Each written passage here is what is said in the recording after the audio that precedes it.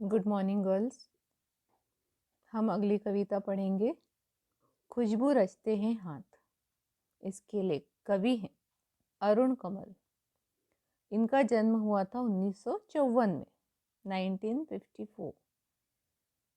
बिहार के रोहतास जिले के नासरीगंज में 15 फरवरी 1954 को इनका जन्म हुआ था। इन दिनों ये पटना विश्वविद्यालय में प्राध्यापक यानी प्रोफेसर हैं। इन्हें अपनी कविताओं के लिए साहित्य अकादमी पुरस्कार सहित कई अन्य पुरस्कारों से भी सम्मानित किया। इन्होंने कविता लेखन के अलावा कई पुस्तकों और रचनाओं का भी अनुवाद किया। अरुण कमल की प्रमुख कृतियां हैं अपनी केवल धार, सबूत, नए इलाके में, ये नए इलाके में आपके सिलेबस में है, पुतली में संसार, ये चारों कविता संग्रह, तथा कविता और समय, यह आलोचनात्मक कृति मीन्स क्रिटिसिज्म। इनके अलावा अरुण कमल ने मायाकोव्स्की की आत्मकथा और जंगल बुक का हिंदी में और हिंदी के युवा कवियों की कविताओं का अंग्रेजी में अनुवाद किया, यानी ये अनुवादक भी थे, ट्रांसलेटर भी हैं, जो वॉइसेज नाम से प्रकाशित हुआ। अरुण कमल की कविताओं में नए बिंब, बोलचाल की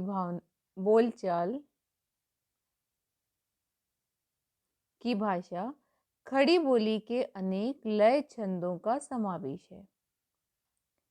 इनकी कविताएं जितनी आप बीती हैं उतनी ही जग बीती भी हैं। इनकी कविताओं में जीवन के विविध क्षेत्रों का वर्णन है, यानी इन्होंने ऐसी कविताएं लिखी हैं जिसमें जीवन के विभिन्न पक्ष उजागर होते हैं। कई तो आप बीती लिखी हैं और कई लोगों की व्यथा का चित्रण किया है। इसकी विविधता के कारण इनकी भाषा में भी विविधता के दर्शन होते हैं। ये बड़ी कुशलता और सहजता से जीवन प्रसंगों को कविता में रूपांतरित कर देते हैं। कविता में वर्तमान शोषण मूलक व्यवस्था के खिलाफ आक्रोश, नफरत, उससे उलटकर एक नई मानवीय व्यवस्था का निर्माण करने की आकुलता दिखाई देती है। यानी जो आज समाज में शोषण मूलक व्यवस्था, यानी एक दूसरे पर जो अत्याचार किए जा रहे हैं, यानी मानव ही है लेकिन वह गरीब तबके के लोगों के साथ अन्याय करता है, उनका शोषण करता है, तो इसके खिलाफ कवि ने आवाज़ बुलंद की है। इसके खिलाफ उनके मन में आक्रोश है, नफरत है और एक नई मानवीय व्यवस्था का निर्माण करने की उनमें ललक है। अब ये जो पहली कविता, इसको हमें नहीं लेना है क्योंकि हम आज कौन सी पढ़ रहे हैं, दूसरी। इस पाठ की दूसरी कविता खुशबू रचते हैं हाथ सामाजिक विषमताओं को बेनकाब करती है। सामाजिक विषमता यानी समाज में कोई तो बहुत धनवान है और कोई बहुत गरीब, इसे कहा जाता है सामाजिक विषमता। किसी का जीवन स्तर बहुत उच्च है और किसी का बहुत निम्न। इस कविता में आपको एक ऐसे वर्ग के बारे में बताया जा रहा है जिसके बारे में हम में से बहुत लोगों ने कभी सोचा भी नहीं होगा कि एक मनुष्य को ऐसा जीवन यापन करना पड़ सकता है। यह कविता का मार्मिक अंश है। जब हम इनके बारे में पढ़ेंगे तो हमारे मन में एक प्रश्न उठता है कि हमें इनके लिए कुछ करना चाहिए, और यही कवि का भी उद्देश्य है। इस कविता को लिखने का जो मुख्य कारण भी यही है कि कवि हमसे ये अपेक्षा करते हैं कि जब हम समाज में एक प्रतिष्ठित जीवन जी रहे हैं तो हमारा दायित्व है कि ऐसे लोगों के लिए, इनका उद्धार करने के लिए, इनके जीवन स्तर को ऊंचा उठाने के लिए हमें अपना योगदान देना होगा। और यह कविता सामाजिक विषमता को बेनकाब करती है। यह किसकी और कैसी कारस्तानी है जो समाज में सौंदर्य की सृष्टि कर रहा है, वह उसे खुशहाल बना रहा है। वही वर्ग अभाव में जिंदगी अभाव में और गंदगी में जीवन बसर कर रहा है। यानी यह जो कविता है, यह एक ऐसे वर्ग की कविता है कि वे लोग हमारे लिए सौंदर्य की सृष्टि करते हैं, हमारे घरों को बनाते हैं, हमारा जीवन खुशहाल करने के लिए वे अपनी पूरी मेहनत करते हैं। लेकिन उनका खुद का जीवन कितने अभाव में रहता है, वे कैसा जीवन बसर करते हैं।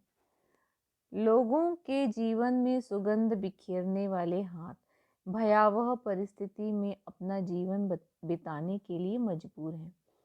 चिल्ड्रन, इस कविता में खुशबू रचने वाले हाथ यानी अगरबत्ती निर्माण करने वालों का वर्णन किया गया है कि जो लोग अगरबत्तियों का निर्माण करते हैं, जिसे हम अपने पूजा घरों में रखते हैं, पवित्र जगह होती है पूजा घर हमारी, लेकिन उस पवित्र पूजा घरों में रखी हुई जो अगरबत्ती है उसे कैसे लोगों ने बनाया है, यानी उनका जीवन कितना निम्न स्तर का है कि हम वैसी कल्पना भी नहीं कर सकते। तो ये लोग ऐसी परिस्थिति में पूरा जीवन बिताने के लिए मजबूर हैं। यह क्या विडंबना है कि खुशबू रचने वाले हाथ दूर दराज के सबसे गंदे बदबूदार इलाकों में जीवन बिता रहे हैं। स्वस्थ समाज के निर्माण में योगदान देने वाले ये लोग इतने उपेक्षित हैं, आखिर कब तक। यानी लेखक हमसे अपेक्षा कर रहा है कि ये जो उपेक्षित समाज है, उपेक्षित लोग हैं, ये कब तक ऐसा जीवन जिएंगे। इनके उद्धार के लिए या फिर इनका जीवन स्तर ऊंचा करने के लिए हमें भी कुछ करना होगा। Now let's start the poem. खुशबू रचते हैं हाथ। कई गलियों के बीच, कई नालों के पार, कूड़े करकट के ढेरों के बाद, बदबू से फटते जाते इस टोले के अंदर, खुशबू रचते हैं हाथ, खुशबू रचते हैं हाथ। ये जो लोग हैं जो अगरबत्तियों का निर्माण करते हैं, उनका निवास स्थान कहाँ है, इसके बारे में यहाँ पर बताया गया है कि कई गलियों के बीच में, ये गलियाँ कहाँ हैं, कई नालों के पार।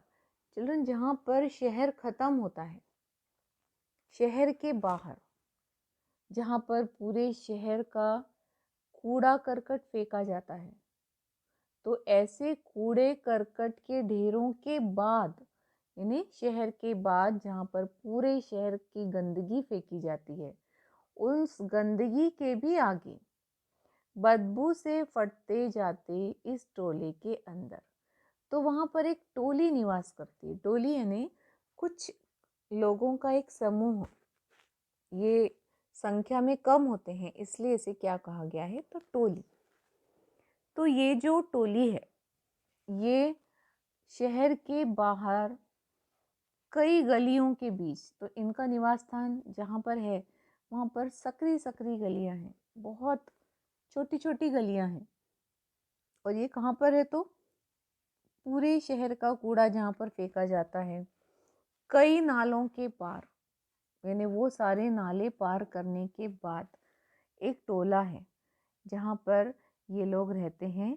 और इसकी क्योंकि ये कचरों के ढेर में है, इसलिए क्या है, ये बदबू से फटते जाते इस टोले के अंदर, यानी इतनी दुर्गंध है इनके निवास स्थान पर कि ये जो लोग हैं ऐसी दुर्गंध युक्त जगह पर जहाँ पर एक सामान्य व्यक्ति सांस नहीं ले सकता, यानी इतनी दुर्गंध, इतनी बदबू है वहाँ पर कि एक सामान्य व्यक्ति वहाँ पर कुछ सेकंड के लिए खड़े नहीं हो सकता।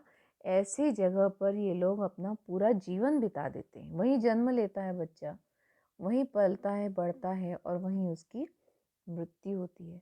तो कवि का यही कहना है कि ऐसे लोगों के जीवन स्तर को ऊपर उठाने के लिए हमें ज़रूर कुछ करना चाहिए। Follow the first one, I repeat. कई गलियों के बीच, कई नालों के पार, कूड़े करकट के ढेरों के बाद, बदबू से फटते जाते इस टोले के अंदर, यानी उनकी जगह है जहाँ शहर ख़त्म होता है, उसके बाद पूरे शहर की गंदगी जहाँ पर फेंकी जाती है। तो कूड़े करकट के ढेरों के भी बाद, कई नालों को पार करने के भी बाद बदबू से फटते जाते, यानी जहाँ अत्यधिक दुर्गंध है, ऐसे छोटे से टोले के अंदर ये लोग अगरबत्तियों का निर्माण करते हैं, खुशबू रचते हैं हाथ, यानी ऐसे लोगों के हाथ क्या करते हैं, लोगों के लिए खुशबू का निर्माण करते हैं, यानी अगरबत्तियां बनाते हैं। अब इन लोगों का जो जीवन स्तर इतना निम्न है कि ये लोग कुपोषित हैं, इन्हें पर्याप्त आहार नहीं मिलता, इनका जो विकास है वह भी कैसा है, अपूर्ण है, और इसलिए इनके हाथ कैसे हैं, उभरी नसों वाले हाथ, क्योंकि इन्हें पर्याप्त, या जिसको हम कहते हैं संतुलित भोजन नहीं मिलता। पर्याप्त मात्रा में जीवन के लिए, शरीर के लिए जितना भी आवश्यक होता है उन्हें नहीं मिलता, इसलिए इनके हाथों की नसें कैसी हैं, तो उभरी नसें हैं। घिसे नाखूनों वाले हाथ, नाखून भी कैसे हैं, घिस गए हैं, क्योंकि ये लोग स्वस्थ नहीं हैं, ये लोग कुपोषित हैं, इसलिए उभरी नसों वाले हाथ, घिसे नाखूनों वाले हाथ, पीपल के पत्ते से नए नए हाथ, और जूही की डाल से खुशबूदार हाथ। यानी जो इसका विरोधी परिस्थिति दिया है कि जो एक सामान्य व्यक्ति होता है तो उसके हाथ कैसे होते हैं, पीपल के पत्ते के समान नए नए हाथ, यानी बहुत कोमल, और जूही की डाल से खुशबूदार हाथ। तो यहाँ पर विरोधी परिस्थिति बताई है कि इन लोगों के हाथ कैसे हैं, और जो एक उच्च वर्ग का व्यक्ति है उसके हाथ कैसे हैं। गंदे कटे पिटे हाथ, तो इनके हाथ कैसे हैं, गंदे हैं, बहुत गंदे हैं, कटे पिटे हैं, इन्हें जगह जगह से कट गए हैं, जख्म से फटे हुए हाथ, इनके हाथों में जख्म है जिससे खून भी बहता है। तो ऐसे हाथ जो गंदे हैं, कटे पिटे हैं और जख्म से फट गए हैं कई जगह से, और ऐसे हाथ हमारे लिए क्या करते हैं, तो खुशबू का निर्माण करते हैं, यानी अगरबत्तियों का निर्माण करते हैं। तो यहाँ पर दो प्रकार के हाथों का वर्णन किया है, एक तो है उभरी नसों वाले हाथ, और जिनके नाखून घिस गए हैं, घिसे नाखूनों वाले हाथ। फिर कहा गया है जूही के पीपल के पत्ते से नए नए हाथ, और जूही की डाल से खुशबूदार हाथ। ये पत्ते से यानी पत्ते के समान, डाल से यानी डाल के समान। चिल्ड्रन, जहाँ पर ऐसी कंपैरिजन होती है वहाँ पर होता है उपमा अलंकार।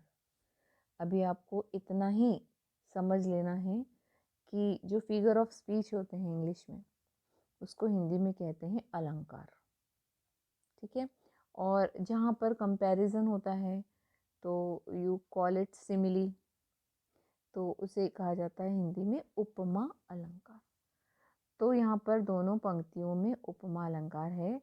तो दो प्रकार के हाथों का वर्णन किया गया है, एक तो उभरी नसों वाले हाथ, घिसे नाखूनों वाले हाथ, फिर पीपल के पत्ते से नए नए हाथ, और जूही की डाल से खुशबूदार हाथ। ये हाथ किसके हैं, तो एक उच्च वर्ग के व्यक्ति के हैं। फिर आगे लिखा है इन लोगों के हाथ कैसे हैं, गंदे हैं, कटे पिटे, जख्म से फटे, और ऐसे हाथ क्या करते हैं हमारे लिए, तो खुशबू का निर्माण करते हैं, इन्हें अगरबत्तियां बनाते हैं। नेक्स्ट, यहीं इस गली में बनती है मुल्क की मशहूर अगरबत्तियां। अब ये जो गली है जो बहुत ही गंदी है, बहुत गंदी है, दुर्गंध से युक्त है, और इसी गली में बनती है मुल्क की यानी देश की मशहूर अगरबत्तियां। जो अगरबत्तियां हम अपने पूजा घरों में रखते हैं वो इसी गली में बनती है, और इन्हीं गंदे मोहल्लों के गंदे लोग बनाते हैं केवड़ा, गुलाब, खस और रात रानी अगरबत्तियां। तो ये गंदे लोग क्या करते हैं, ये जो गंदी गली में रहते हैं, इन्हीं गंदे मोहल्लों के गंदे लोग हमारे लिए केवड़ा अगरबत्ती बनाते हैं, गुलाब बनाते हैं, खस और रात रानी अगरबत्तियों का निर्माण करते हैं। दुनिया की सारी गंदगी के बीच दुनिया की सारी खुशबू रचते हैं हाथ। यानी जितनी ज़्यादा हो सकती है गंदगी, यानी दुनिया की सारी गंदगी, यानी उससे ज़्यादा गंदगी कहीं और हो ही नहीं सकती। इतनी गंदगी में ये लोग जीते हैं। तो दुनिया की सारी गंदगी के बीच, यानी जो जगह है वह गंदी, वहाँ इतनी अत्यंत असहनीय दुर्गंध होती है, और वहाँ के लोग भी हैं जो स्वच्छता को तो ध्यान ही नहीं रखते हैं। बहुत ही निम्न स्तर के लोग हैं। उनके बच्चे भी कुपोषित हैं, वे भी कुपोषित हैं, उनके हाथ फट चुके हैं, जगह जगह से जख्म हैं, और ये लोग इतनी गंदगी में जीवन बिताते हैं, लेकिन पूरी दुनिया की खुशबू रचते हैं हाथ। यानी पूरी दुनिया के लिए खुशबूदार अगरबत्तियों का निर्माण करते हैं। खुशबू रचते हैं हाथ और खुशबू रचते हैं हाथ। चिल्ड्रन, इस कविता में सिर्फ अगरबत्ती निर्माण करने वाले लोगों का वर्णन नहीं किया गया है, बल्कि इसी के समान जो छोटा छोटा उद्योग करते हैं, हमारे जीवन को खुशहाल बनाने के लिए ये लोग दिन रात मेहनत करते हैं। तो इस वर्ग में क्या आ जाएगा? वह मजदूर जो भवनों का निर्माण करते हैं। हम देखते हैं कि वे कैसी परिस्थिति में जीते हैं। उनका घर बहुत छोटा होता है, जिसको हम टेम्पररी भी बोल सकते हैं, या फिर उनका खाना भी, उनके पास अभाव है, उनके पास पैसे नहीं है, वे रोज कमाते हैं, रोज खाते हैं, और इस प्रकार वो अपना जीवन जीते हैं। तो केवल अगरबत्ती नहीं, बल्कि वे सारे लघु उद्योग या फिर जो मजदूर वर्ग है, उसका प्रतिनिधित्व ये अगरबत्ती बनाने वाले लोग कर रहे हैं।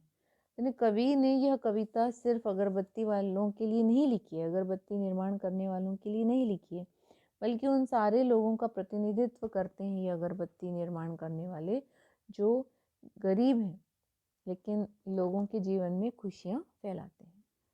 So children, this is the कविता। अब इसके क्वेश्चन आंसर्स देख लो। खुशबू रचने वाले हाथ कैसी परिस्थितियों में और कहाँ कहाँ रहते हैं? The answer is very clear कि फर्स्ट पैराग्राफ, खुशबू रचने वाले हाथ कई गलियों के बीच, कई नालों के पार, कूड़े करकट के ढेरों के बाद, ठीक है, बहुत दुर्गंधी युक्त जगह पर ये लोग रहते हैं। और कैसी परिस्थितियों में रहते हैं? तो जहाँ पर अत्यधिक दुर्गंध है, जहाँ सांस लेना मुश्किल है एक आदमी के लिए, वहाँ पर ये लोग रहते हैं, गंदे मोहल्लों में रहते हैं। तो पूरी कविता में जहाँ जहाँ भी इनका वर्णन है, आप जो जो भी लिखा है आपको लिखना है। कविता में कितने तरह के हाथों की चर्चा हुई है? तो कविता में आपको पॉइंट वाइज लिख देना है। पहले तो उभरी नसों वाले हाथ, दूसरा है घिसे नाखूनों वाले हाथ, तीसरा है पीपल के पत्ते से नए हाथ, और चौथा है जूही के डाल से खुशबूदार हाथ, पांचवा है जिसको हम कहेंगे गंदे कटे पिटे हाथ और जख्म से फटे हुए हाथ। इतने प्रकार के हाथों की यहाँ पर क्या हुई है? तो चर्चा हुई है। कवि ने यह क्यों कहा है कि खुशबू रचते हैं हाथ? क्योंकि यहाँ पर कवि ने अगरबत्ती निर्माण करने वालों का वर्णन किया है, और ये हाथ क्या करते हैं? गंदी जगहों पर रहते ज़रूर हैं, लेकिन लोगों के लिए खुशबू बनाते हैं। यानी एक प्रकार से ये विरोधाभास अलंकार है, ठीक है। यानी इसमें विरोध दिख रहा है कि इतनी इतनी गंदगी में और इतनी दुर्गंध में रहते हैं ये लोग। कभी जब हमारी जो ट्रेन है वो स्लम्स के बाजू से जब जाती है, तो हम उतने सेकंड के लिए भी हम उस दुर्गंध को सहन नहीं कर सकते।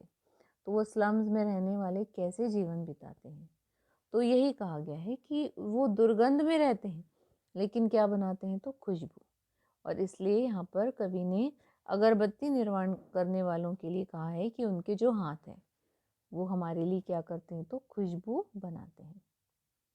ओके, जहाँ अगरबत्तियाँ बनती है वहाँ का माहौल कैसा होता है? You can write. कैसा होता है कि वो जो पूरी कविता लिखना है कि वो जो लोग भी होते हैं वहाँ कूड़े करकट का ढेर होता है, बहुत सारे नाले होते हैं जहाँ पूरे शहर की गंदगी पड़ी होती है। वहाँ बदबू से फटते जाते हैं, असहनीय बदबू होती है। और वहाँ के लोगों के हाथ कैसे होते हैं, उभरी नस वाले, घिसे नाखूनों वाले, गंदे कटे पीटे होते हैं, जख्म वाले हाथ होते हैं। और ऐसे लोग कहाँ रहते हैं, तो गंदे मोहल्लों के गंदे लोग हमारे लिए अगरबत्तियों का निर्माण करते हैं। तो पूरी कविता में जो जो है आपको सब देना है। तो वहाँ का माहौल कैसा होता है, गंदगी होती है, पूरा A to Z ऊपर से लेकर नीचे तक आपको लिखना है। इस कविता को लिखने के पीछे कवि का क्या उद्देश्य है, तो कवि का यही उद्देश्य है कि हमें, जो हम समाज में एक अच्छा जीवन जीते हैं, तो हमें इन लोगों के जीवन स्तर को ऊपर उठाने के लिए अपना योगदान अवश्य देना चाहिए, जितना हम कर सकते हैं, क्योंकि ये लोग कब तक उपेक्षित रहेंगे। समाज में लोगों के पास इतना ज़्यादा धन भी है कि यदि वे चाहें तो इन लोगों को अच्छी या फिर जिसको हम कह सकते हैं कि उनको सांस लेने में एक अच्छी हवा मिले जिसमें दुर्गंध ना हो, इन्हें मानवीय जीवन जीने का हक मिले। तो ऐसा कवि हमसे चाहते हैं कि हर एक व्यक्ति ने अपनी जिम्मेदारी समझना चाहिए कि जो लोग हमें खुशबू देते हैं अगरबत्तियों के माध्यम से, तो ऐसे लोगों के जीवन के दुर्गंध को हमें अवश्य दूर करना चाहिए। मनुष्य को इतना स्वार्थी नहीं होना चाहिए कि हम अपना स्वार्थ तो देखते हैं, लेकिन जो हमारे लिए कुछ कर रहा है हम उसके लिए कुछ ना करें। यानी उसका जीवन स्तर यदि बहुत निम्न है तो हमें अपना कुछ देना चाहिए और उनके जीवन स्तर को ऊपर उठाने का प्रयास करना चाहिए। तो यही इस कविता का क्या है, तो उद्देश्य है। व्याख्या तो आपको इसकी बनी जाएगी क्योंकि हमने पूरी कविता की है। क1 इसका ख है, कवि ने इस कविता में बहुवचन का प्रयोग क्यों किया है। खुशबू रचते हैं हाथ, इसका कारण यह है कि यहाँ पर कविता सिर्फ अगरबत्ती बनाने वालों के लिए नहीं लिखी गई है। इस कविता का उद्देश्य वे सारे मजदूर हैं जो इसी प्रकार हमारे लिए निर्माण कार्य करते हैं, लेकिन उनका जीवन इतने अभावों में रहता है और इतनी अमानवीय परिस्थितियों में वे लोग जीते हैं, और उन सारे लोगों का प्रतिनिधित्व कर रहे हैं खुशबू रचने वाले हाथ, यानी अगरबत्ती निर्माण करने वाले लोग। और इसलिए यहाँ पर कवि ने बहुवचन का प्रयोग किया है क्योंकि सारे मजदूर वर्ग का इसमें उल्लेख है। जो जो भी काम करते हैं मनुष्य के लिए, हमारे लिए, उच्च वर्ग के लिए, तो वे सारे मजदूर वर्ग के लिए कवि ने यह कविता लिखी है और इसलिए बहुवचन का प्रयोग ज्यादा किया है। Followed it. ग, कवि ने हाथों के लिए कौन कौन से विशेषणों का प्रयोग किया है, so those things you have to write. Point में ही आपको लिखना है। उभरी नसों वाले हाथ, सेकेंड वन इज कटे पीटे हाथ, गंदे हाथ, घिसे नाखूनों वाले हाथ, और जूही के डाल से खुशबूदार हाथ और पीपल के पत्ते से नए नए हाथ। See here it is written कि ये सिर्फ अगरबत्ती बनाने वालों के लिए नहीं, माचिस बनाना, मोमबत्ती बनाना, लिफाफे बनाना, पापड़ बनाना, मसाले कूटना, तो ये जितने तमाम छोटे छोटे उद्योग हैं जो हमारे लिए कार्य करते हैं, तो उनके जीवन स्तर को ऊपर उठाना या फिर उनको उनकी मेहनत का जो मेहनताना होता है, जितना उन्हें पैसा मिलना चाहिए उतना हमें देना ही हो चाहिए, और इसके लिए समाज के हर व्यक्ति को अपनी जिम्मेदारी का एहसास होना चाहिए। यही कविता का मुख्य उद्देश्य है। सो children, this is the poem. ये हमारे सिलेबस में है, PG2 के पोर्शन में है। I hope you have understood.